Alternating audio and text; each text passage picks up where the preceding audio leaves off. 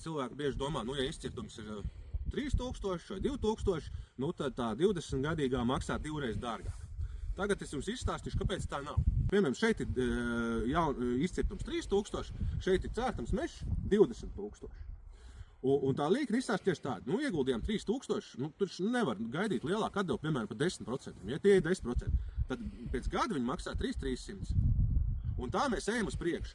Un 20 gadi ir arī tas brīdis, kad tā ieguldījuma summa, mēs atrodamies 20 gados apmēram šeit.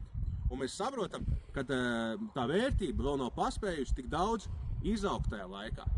Jo ir jāaudzē vēl 70 gadi. Nu, tad, principā, ja tā paskatītos uz šito, nu, tā līkne, protams, neatbilst perfektai eksponenciālajai vai kādai līknei, ja? Bet, nu, piemēram, šeit ir tie 20 gadi, tad mums jāaudzē vēl 70 gadi. Un tas ir tas veids, kā var aprēķināt īpašumu vērtību, arī, piemēram, ja mums ir 50 gadīgs, kad mums ir pusē vecums, piemēram, šeit, ja?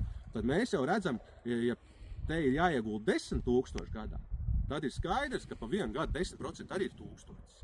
Un ja šeit mums ir jau 15 000, tad 10% jau ir 1500 no tā 1 hektāra gadā. Bet atceramies, ka sākumā no tiem 3000 10% ir tikai 300 eiro. Tātad tas pats, tā pati audze atkarībā no tā, cik tur naudas ir iekšā. Ja sākumā viņi gadā nes 300 eiro, tad beigās viņi gadā nes jau pie 2000 eiro. Un tas ir tas, kas ir jāatcerās pie īpašumu pārdošanas.